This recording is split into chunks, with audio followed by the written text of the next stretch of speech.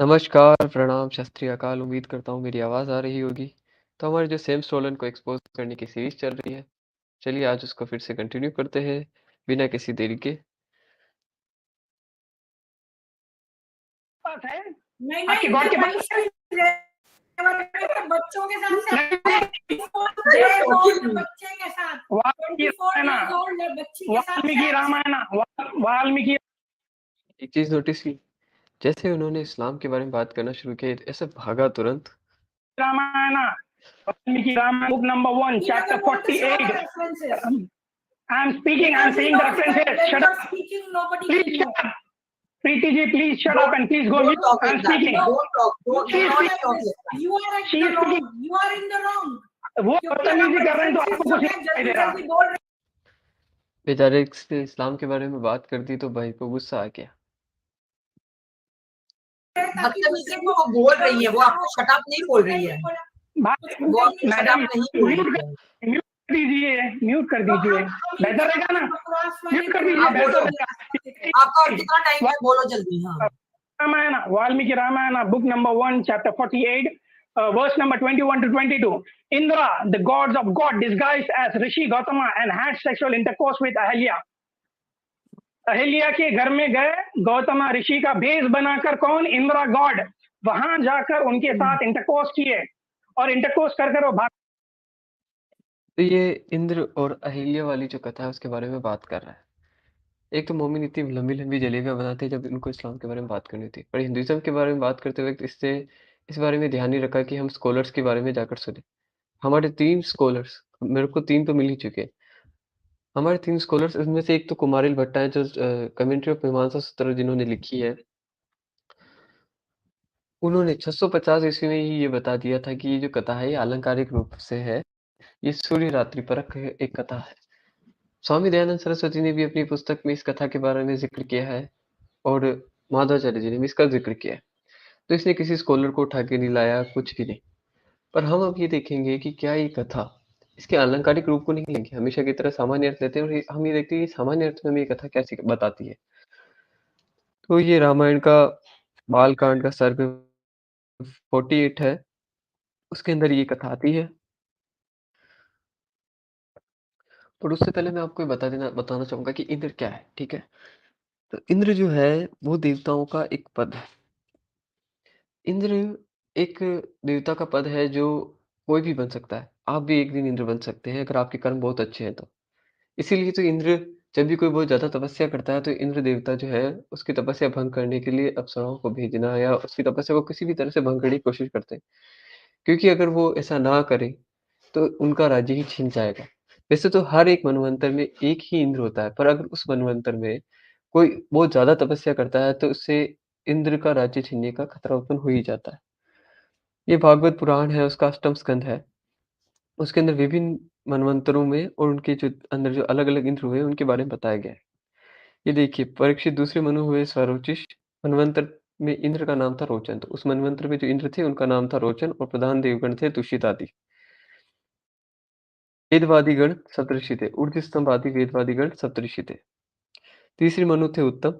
इंद्र का नाम था सत्यजीत। तो तीसरे जो मनवंतर था, उसके अंदर इंद्र का नाम सत्यजीत था। चौथे मनु थे तामस। चौथे मनवंतर में इंद्र का नाम था त्रिशिक। भागवत पुराण है, उसका स्कंद 8 और अध्याय 13 हमें आगामी मनवंतरों के बारे में और आगामी मनवंतरों में होने वाले इंद्र के बारे में बताता है। अभी जो मनवंतर चल रहा है उसमें इंद्र देवता है पुरंदर।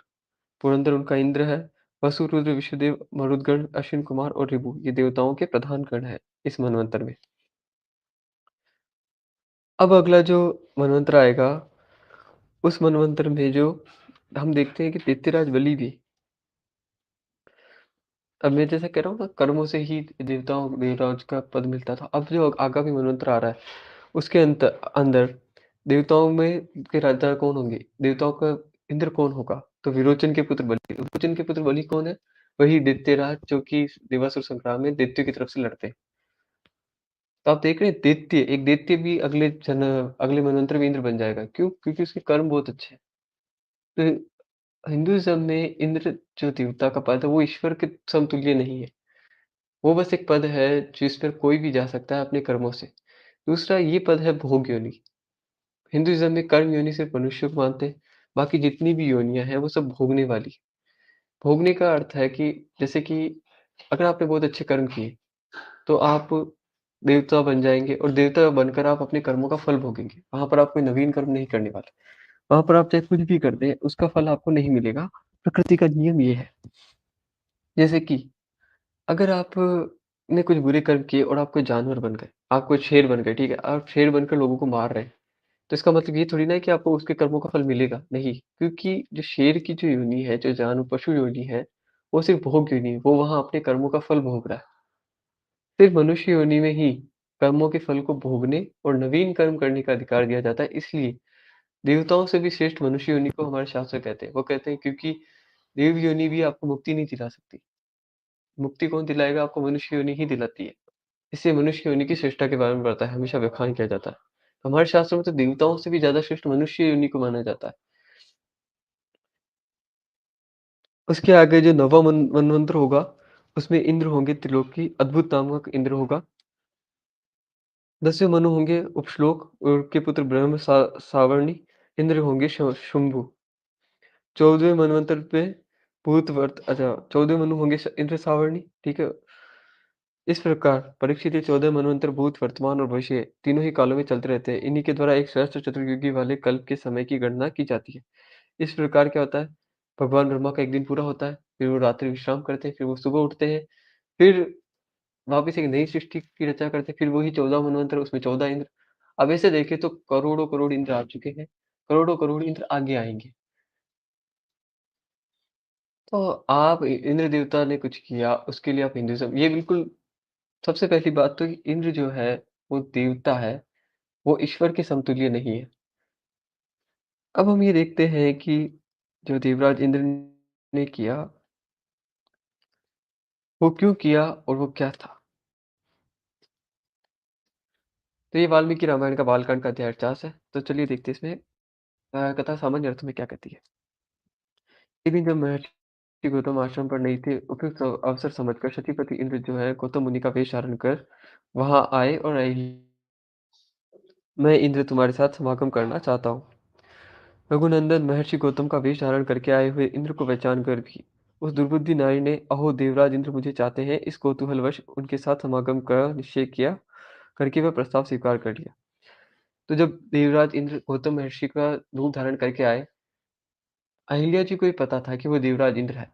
फिर भी उन्होंने इंद्र को पहचान कर भी उस दुर्बुद्धि नारी ने अहो देवराज इंद्र मुझे चाहते हैं, इस कौतूहलवश उनके साथ समागम का निश्चय करके वह प्रस्ताव स्वीकार कर लिया। अब अहिल्या को पता है वो देवराज इंद्र है। फिर भी उन्होंने इस प्रस्ताव को स्वीकार कर लिया, इसलिए उनको दुर्बुद्धि नारी कहा गया। रति के पश्चात उसने देवराज इंद्र से संतुष्ट होकर कहा, सुरश्रेष्ठ मैं आपके समागम से कृतार्थ हो गई हूँ। प्रभु अब आप शीघ्र यहाँ से चले जाइए। देवेश्वर महर्षि गौतम के कोप से आप अपनी और मेरी भी सब प्रकार से रक्षा कीजिए। तब इंद्र ने अहिल्या से हंसते हुए कहा, सुंदरी मैं भी संतुष्ट हो गया हूँ, अब जैसे आया था उसी तरह चला जाऊंगा।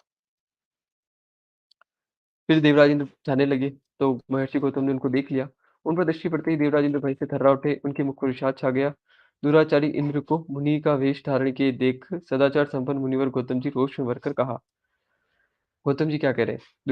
दुर्मते तूने मेरा रूप धारण करके ये न करने योग्य पाप कर्म किया है, इसलिए तू विफल हो जाएगा। तो वो क्या कह रहे हैं कि दुर्मते तूने मेरा रूप धारण करके न करने योग्य पाप कर्म किया है। तो इससे आपको क्या सीख मिलती है?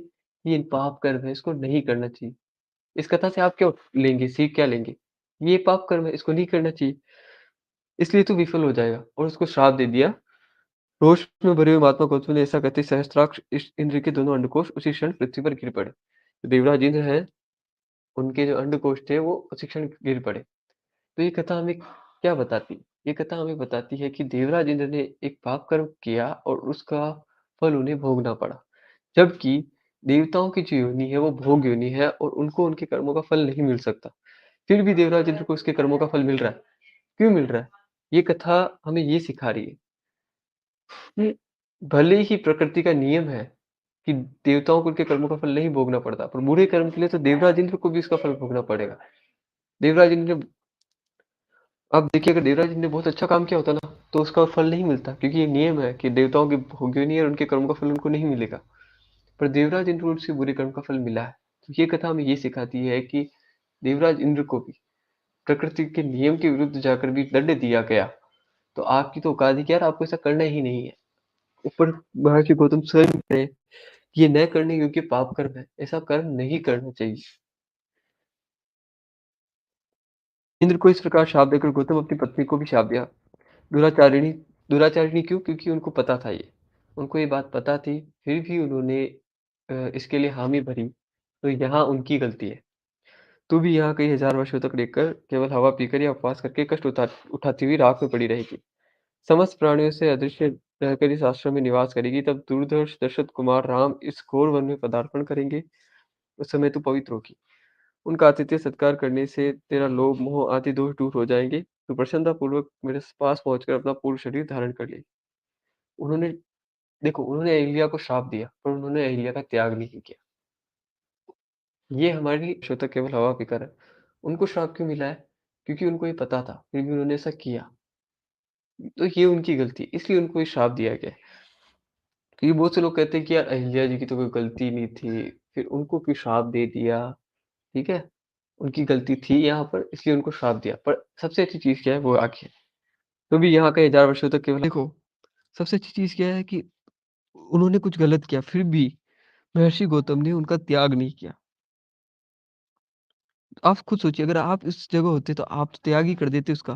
पर महर्षि गौतम ने भी उनका त्याग नहीं किया। महर्षि गौतम ने उनको श्राप दिया और उन्होंने कहा जब आप अपनी तपस्या के प्रभाव से फिर पवित्र हो जाएँगी तब आप अपना शरीर पुनः धारण कर लेंगे। उनको दुर्बुद्धि कहा गया है, ठीक है? हिंदुइज़्म का क्यों? क्योंकि हिंदुइज़्म का एक बिलीफ है। हिंदुइज़्म मानता है कि लड़कियों की जो महिला की पवित्रता या किसी की भी पवित्रता उसके शरीर से नहीं आती। पवित्रता आती है आपके मन से, आपके अंतःकरण से। कोई व्यक्ति अंतःकरण से कितना शुद्ध है, यही उसकी पवित्रता का निर्धारण करता है। अपनी दुराचारिणी पत्नी से ऐसा कहकर महातेजस्वी, महातपस्वी गौतम इस आश्रम को छोड़कर चले गए और सिद्धों तथा चारणों से सेवित हिमालय के रमणीय शिखर पर रहकर तपस्या करने लगे।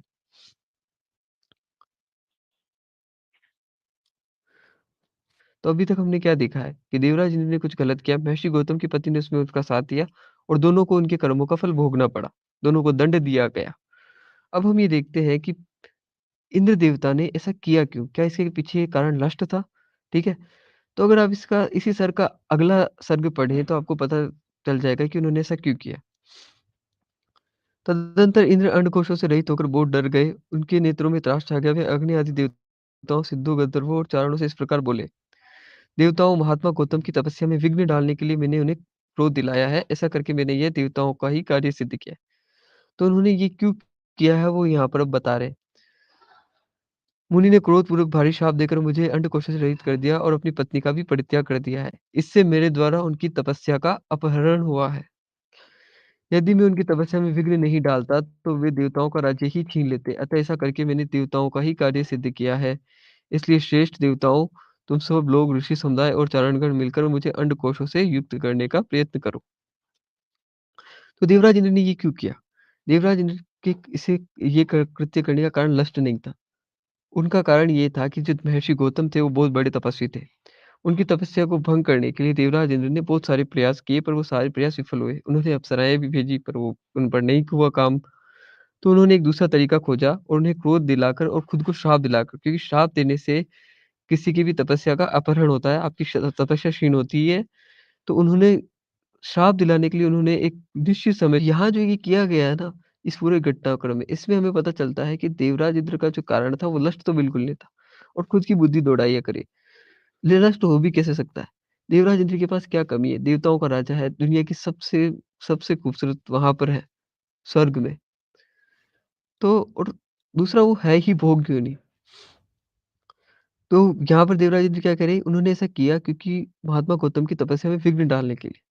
क्रोध करके उन्होंने क्या किया? उनकी तपस्या में विघ्न डाला। ऐसा करके मैंने ये देवताओं का ही कार्य सिद्ध किया है। और फिर क्या होता है? गौतम के शाप पर श्री रामचंद्र जी का दर्शन होने से पहले तीनों लोकों में किसी भी प्राणी के लिए उनका दर्शन होना कठिन था। श्री राम का दर्शन मिल जाने से जब उनका शाप का अंत हो गया, तब वे उन सबको दिखाई देने लगी। अहिल्या जी दिखाई देने लगी। शास्त्रोक्त विधि से उनका आदर सत्कार किया। अहिल्या जी ने शास्त्रोक्त विधि से श्री राम का जो है आदर सत्कार किया, अर्घ्य आदि अर्पित करके उनका आतिथ्य सत्कार किया। श्री रामचंद्र जी ने भी शास्त्रीय विधि के अनुसार अहिल्या का वह आतिथ्य ग्रहण किया। उसके बाद क्या हुआ? महर्षि गौतम के अधीन रहने वाली अहिल्या अपनी तप शक्ति से विशुद्ध स्वरूप को प्राप्त हुई। यह देख संपूर्ण देवता उन्हें साधुवाद देते हुए उनकी पूरी-पूरी प्रशंसा करने लगे। तो जो अहिल्या जी हैं वो अपनी तप की शक्ति से विशुद्ध स्वरूप को प्राप्त कर लेती हैं, पवित्रता को प्राप्त कर लेती हैं और यह देख संपूर्ण देवता जो उनको साधुवाद देते हैं, उनकी पूरी-पूरी प्रशंसा करते हैं। महातेजस्वी गौतम भी अहिल्या को अपने साथ पाकर सुखी हो गए। उन्होंने श्री राम की विधिवत पूजा करके तपस्या आरंभ की। पाकर सुखी हो गए। फिर क्या हुआ? महातपस्वी जो गौतम थे, उन्होंने अहिल्या जी को स्वीकार कर लिया। उन्होंने अहिल्या जी को टोंट नहीं कसे, उनको उनको चरित्रहीन साबित नहीं किया। उन्होंने साबित कर लिया कि आज हमारे समाज में इतनी अच्छाई है। आज किसी लड़की के साथ कुछ गलत हो जाता है, ठीक है? तो हमारा समाज उस लड़की का ही त्याग कर देता है। हमारा समाज उस लड़की को ही एक दोषी बना देता है, उसको ही गलत साबित कर देता है। लड़की विक्टिम है और उसको ट्रीट ऐसे किया जाता है जैसे वो ही क्रिमिनल है। मुझे पता है मैं क्यूरा पे एक स्टोरी पढ़ रहा था कि एक लड़की थी जिसके साथ कुछ गलत हो गया था। तो एक लड़के ने उससे शादी कर ली करने की सोची तो उसके शादी का जो समारोह था उसके अंदर उसने लोगों को बुलाया और उसकी शादी में बहुत ही कम लोग आए। तो उसका जो दोस्त था उसने उससे पूछा कि ऐसा क्यों हुआ? तो उन्होंने बताया कि जो उसके घरवाले हैं वो इसके खिलाफ थे और उसके जो सोसाइटी के लोग वो भी इसके खिलाफ ही थे क्योंकि उस लड़की के साथ कुछ गलत हो रखा है। तो हुआ क्या कि जब किसी लड़की के साथ कुछ गलत होता है तो उन्होंने हमारा समाज क्या करता है उस लड़की को ही दोषी बताता है। हमारी ये कथा हमको क्या कहती है कि उसको दोषी नहीं बनाया, उसे बुरा नहीं बनाया। महर्षि गौतम ने उनको फिर से स्वीकार कर लिया। वो अपनी तप शुद्धि से जब पवित्र हो गई। हमारे भगवान श्री कृष्ण गीता में क्या कहते हैं? हे अर्जुन, तू ज्ञान रूपी नौका द्वारा संपूर्ण पाप समुद्र से तर जाएगा। हमारे हिंदुइज़्म का कॉन्सेप्ट ये नहीं है कि जो बुरा है वो हमेशा बुरा रहेगा। जो अच्छा है वो हमेशा अच्छा रहेगा, नहीं। हमारा कॉन्सेप्ट ये है कि मनुष्य अपने कर्मों से अच्छा होता है, अपने कर्मों से बुरा होता है। अगर वो उसके कर्म अच्छे कर लेता है, वो अपनी बुद्धि को अच्छी कर लेता है, तो एक बहुत बुरा व्यक्ति भी बहुत अच्छा इंसान बन सकता है। क्योंकि हिंदुइज़्म के हिसाब से जो व्यक्ति बुरे कर्म करता है, वो उसकी अज्ञानता का प्रभाव है। मनुष्य अपनी अज्ञानता के वश बुरे काम करता है। तो अगर उसकी अज्ञानता मिट जाएगी, तो वो बुरे काम नहीं करेगा। तब वो पवित्र हो जाएगा, तब वो शुद्ध हो जाएगा। ये वाल्मीकि रामायण का 51वां सर्ग है बालकांड का। यहाँ देखिए शतानंद जी क्या कहते हैं। वहाँ तेजस्वी सुने मुने क्या आपने श्री राम का सेवा प्राचीन वृत्तांत कहा था जो मेरी माता के प्रति देवराज इंद्र द्वारा किए गए छल कपट एवं दुराचार द्वारा घटित हुआ है। तो शतानंद जी जो है उनके पुत्र हैं और उन्होंने अपनी माता को गलत नहीं कहा। उन्होंने फिर से गलती उनकी भी है पर उन्होंने गलत किसको कहा है देवराज इंद्र को। दुराचारी कौन हुए हैं? देवराज इंद्र। किसी महिला को गलत नहीं कहा गया। तो ये कथा हमको ये सिखाती है कि जब ऐसा अगर कभी हो जाए किसी लड़की से भी अगर कोई गलती हो जाए तो हम उसकी पवित्रता को उसके शारीरिक सिद्धांतों के आधार पर जो मापने के आदी हो चुके हैं, वो ना करें क्योंकि ये हमारा कॉन्सेप्ट है ही नहीं। अगर आप शास्त्रों की कथाएँ पढ़ेंगे तो आपको बहुत सी जगह ऐसी बातें मिलेगी जो आपके लिए बहुत अजीब है। पर आपको समझना पड़ेगा कि हिंदुइज़्म जब ट्रीट करता है किसी लड़की को तो वो इक्वली ट्रीट करता है। अगर हिंदुइज़्म में एक समय तक बहुविवाह करने का अधिकार लड़कों का था, ठीक है? मैं ये नहीं कहता कि सामान्य रूप से था क्योंकि मनुस्मृति में भी कुछ श्लोक आते हैं जो कि इस सिद्धांत के खिलाफ है। पर अगर हम देखें कि राजा-महाराजाओं के सेंस में, तो राजा-महाराजाओं के सेंस में भी अगर किसी को बहुविवाह करने का अधिकार था, तो ये अधिकार फिर एक लड़की को मिला और उसको दुराचारी नहीं कहा गया, उसको भी पवित्र ही माना गया। भी आपको कोई ये है कि केवल पुत्र प्राप्ति के लिए मंत्र है, ये बताओ सबसे पहले। तो उसने मेरे को एक रेफ़रेंस दिया। अब मैंने उसने जो मेरे को रेफ़रेंस दिया ना मैंने उसने मेरे को रेफ़रेंस दिया था 47 श्लोक मंत्र था वो ऋग्वेद के उस चैप्टर का। मैंने उसके पहले मंत्र से पढ़ना शुरू किया और मैं पढ़ता गया और मेरे को मैं तो उसका पुत्री प्राप्ति के लिए मंत्र मिल गया। उससे उसने जो मुझे मंत्र में था कुछ दिनों पहले उसने मुझे लिया नहीं, पर वहाँ पर हुआ क्या कि एक आदमी आया तो उसने कहा कि जो शर्मिष्ठा महाभारत में शर्मिष्ठा जो कहती है ना कि पत्नी का पति भी अपने पति के समान है, तो उस बंदे ने उसको कोट किया। अब ये इतना महागधापन है, अब शर्मिष्ठा महाभारत क्या इतिहास है? अगर शर्मिष्ठा कुछ कहती है तो उसकी ऑथेंटिसिटी थोड़ी ना है। शर्मिष्ठा है कौन भई? इतिहास के अंदर अब ऐसे तो रामायण में रावण ने भी बहुत कुछ कहा है। रावण ने अगर कुछ अच्छा या बुरा कह दिया, तो क्या उससे उस बात की ऑथेंटिसिटी थोड़ी ना हो जाएगी। रावण ने अगर वो जैसे बहुत से लोग कहते हैं ना कि यार वाल्मीकि रामायण में ये क्यों कहा गया है कि जो शूद्र और जो नारी है वो ताड़ना की अधिकारी है। अब मूर्खता क्या है कि ये बात कही तो रावण ने है ना, अब तुम रावण को महान समझते हो, तुम रावण की बात को इतनी अहमियत देते हो, ये हमारी गलती थोड़ी ना है। ये लिखने वाले ने ये थोड़ी ना सोचा था कि यार रावण को लोग पूजने लग जाएँगे, रावण को लोग इतना मानने लग जाएँगे बजाए श्री राम के। तो अब हम इस कथा के जो लाक्षणिक अर्थ तो उसके बारे में चलते हैं। हम देख चुके हैं कथा सामान्य अर्थ में कि हमें क्या सिखाती है। अब देखिए कथा इसके लाक्षणिक अर्थों में क्या कहती है। ये मैं आपको सबसे पुराना कुमारिल भट्ट ने जो तंत्रवार्तिक लिखी कमेंट्री ऑफ मीमांसा सूत्रा वो 650 में लिखी थी और उसके अंदर क्या कहा गया। The word Indra proceeding from the root इदि which signifies great glory would signify one possessed of a resplendent glory and as such it is taken as another name of the sun। ठीक है तो इंद्र क्या है सन है and he is the Jara destroyer of Ahilya that which disappeared during the day night as it is only when the sun rises that the darkness of night is destroyed and it is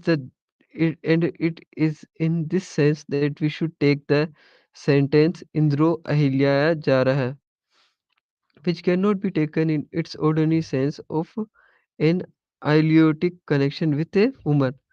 तो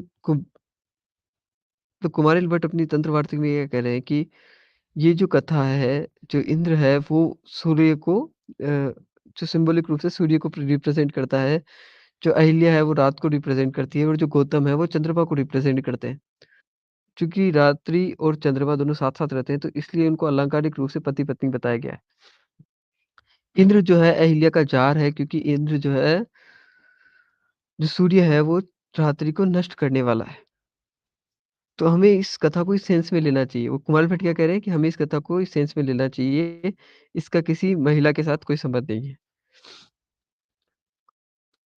जो हमारे महात्माचार्य जी है वो क्या कहते हैं वो देख लेते हैं।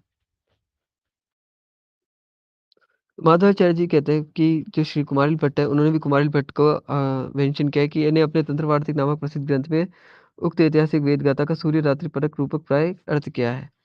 तदनुसार चंद्रमा ही गौतम है, रात्रि ही उसकी पत्नी अहिल्या है, सूर्य ही यह एष सूर्यस्तपतिः एव इंद्र है। शतपथ ब्राह्मण का है 4, 5, 6, 4 के अनुसार परमेश्वरीय संपन्न होने के कारण इंद्र है। तो सूर्य जो है इंद्र है, गौतम जो है चंद्रमा है और रात्रि जो है वो अहिल्या है। वह सूर्य रात को जीर्ण करने वाला है, अतः वही जार कहा जाता है।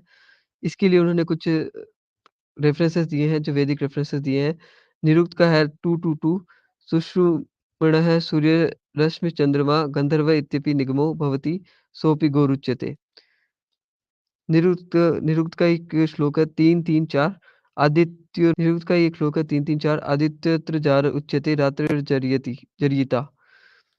अर्थ क्या है सूर्य की सुषुम्ना नाम की रश्मि चंद्रमा को रूप संपन्न बनाती है, ये वैदिक सिद्धांत है। सो उस रश्मि को गो कहते हैं। तो तो यहाँ क्या कहा जा रहा है कि जो चंद्रमा है उसकी खुद की कोई प्रकाश नहीं होता। सूर्य की जो सुषुम्ना नाम की जो रश्मि है, जो सुषुम्ना नाम के जो प्रकाश है वो चंद्रमा को रूप संपन्न बनाता है। और ये बात हमारे विज्ञान सम्मत हम जानते हैं कि चंद्रमा की कोई प्रकाश नहीं होता। चंद्रमा का जो रोशनी है वो सूर्य के प्रकाश का प्रभाव है। वेद में आदित्य को ही जार कहते हैं क्योंकि वह रात को जीर्ण यानी परिसमाप्त खत्म करने वाला है। जो महर्षि दयानंद सरस्वती है अपनी ऋग्वेदादि भाष्य भूमिका के पृष्ठ 300 पे क्या लिखते हैं? सूर्य का नाम इंद्र है, रात्रि का नाम अहिल्या तथा चंद्रमा गौतम है। यहाँ रात्रि और चंद्रमा का स्त्री पुरुष के रूप में रूप अलंकार है। इस रात्रि का जार आदित्य है अर्थात जिसके उदय होने से रात्रि अंतर्धान हो जाती है और जार अर्थात यह सूर्य ही रात्रि के वर्तमान रूप श्रृंगार को बिगाड़ने वाला है। जैसे स्त्री पुरुष मिलकर रहते हैं वैसे ही चंद्रमा और रात्रि भी साथ साथ रहते हैं। चंद्रमा का नाम गौतम इसलिए है क्योंकि वह अत्यंत वेग से चलता है और रात्रि को अहिल्या इसलिए कहते हैं कि उसमें दिन का लय होता है तथा सूर्य रात्रि को निवृत्त कर देता है इसलिए यह उसका जार कहता है। उपयुक्त प्रमाणों और समझौते के अनुसार ये इस वैदिक आख्यान का सूर्य रात्रि पटक आदि भौतिक अर्थ लगाने पर कुछ भी आक्षेप अवशिष्ट नहीं रहता। तो ये कथा लाक्षणिक रूप से वास्तव में क्या बताती है? ये बता रही है सूर्य रात्रि परक कथा है कि जब सूर्य प्रकट होता है तो रात्रि का जो रात्रि है वो रात्रि का नाश हो जाता है और चंद्रमा जो है रात्रि को छोड़ देता है और तपस्या करने चला जाता है। सो द की जो सन है वो जार है, जो डिस्ट्रॉयर है अहिल्या का। ये कथा वास्तव में हमें बस ये बताती है, लाक्षणिक रूप से। तो मैं आपको कमेंट्री ऑफ मीमांसा सूत्र से दिखा चुका हूँ, माधवाचार्य जी का वर्णन है, आप स्वामी दयानंद सरस्वती का जो वर्णन है वो भी मैं आपको बता, अगर आप जाकर वेबसाइट पे जा सकते हैं कि सारे रेफरेंसेस वहाँ पे दे रखे हैं, आप जाकर इन्हें एक बार क्रॉस चेक करिए, पता करिए, खुद पढ़िए और सबसे बढ़िया क्या होता है खुद पढ़ेंगे तो ज़्यादा अच्छे से समझ में आएगा। दूसरी बात देखो सबसे ज़रूरी क्या होता है किसी भी कथा को समझने के लिए आपको एक अपनी बुद्धि दौड़ाने की ज़रूरत है। सबसे ज़रूरी क्या है कि कोई कथा आपको क्या सिखाती है, कोई कथा आपके जीवन में क्या परिवर्तन लाती है। लोग इस्लाम के बारे में इतनी चर्चा क्यों कर रहे हैं? क्योंकि उनकी कथाएँ उनको ये सिखाती है। अगर उनकी किताबें उनको एक 9 साल की बच्ची के साथ सेक्सुअल रिलेशन बनाने के लिए इंस्पायर करती है, तो बेशक सवालों के घेरे में आएगा, ठीक है? पर इसलिए हमें हमेशा ये देखना चाहिए कि कोई कथा हमको क्या सिखाती है। जब वो बात आई थी कि श्री राम की जो माता सीता के साथ विवाह है, वो 6 वर्ष की आयु में हुआ था। बेशक ये इस तरह की बातों को भले हमें एक्सप्लेन करना चाहिए। ठीक है? हमें इस तरह की चीज़ों को एक्सप्लेन करना चाहिए क्योंकि वास्तव में फ़र्क पड़ता है कि श्री राम ने किससे कितने वर्ष की आयु में विवाह किया। क्योंकि हम उससे क्या सीखेंगे? ये एक रिलीजियस आइडियोलॉजी के तौर पर इससे वास्तव में फ़र्क पड़ता है और उसको फिर एक्सप्लेन करना की ज़रूरत पड़ती है कि क्या ऐसा था, क्या ऐसा नहीं था, वास्तव में ये क्या है, ये क्या नहीं। ऐसी कथाएँ जो खुद ही कुछ चीज़ों को गलत साबित कर देती हैं, जो खुद ही गलत कामों को गलत कहती है, मुझे समझ नहीं आता कि हमें उन्हें भी एक्सप्लेन करने की ज़रूरत क्यों पड़ रही है। का सबसे महत्वपूर्ण हिस्सा है। कुरान की 424 पर इतनी चर्चा क्यों चल रही है? क्योंकि वो क्या सिखा रही है ये सबसे ज़्यादा महत्वपूर्ण है। क्या वो वास्तव में उनको प्रमोट नहीं कर रही किसी गलत काम करने के लिए? कुरान की 9:5 उनको क्या सिखा रही है? ठीक है? तो कि हम क्या सीखते हैं किसी कथा से ये सबसे महत्वपूर्ण हिस्सा होता है उस कथा का। तो उम्मीद करता हूँ कि मैं आपको ठीक से समझा पाया होऊँगा कि इस कथा का सारांश क्या है, ये कथा हमें क्या सिखाती है। तो मिलते हैं अगली स्ट्रीम में, तब तक अपना ध्यान रखिए, अपना ख़्याल रखें। Tata, bye-bye, good night.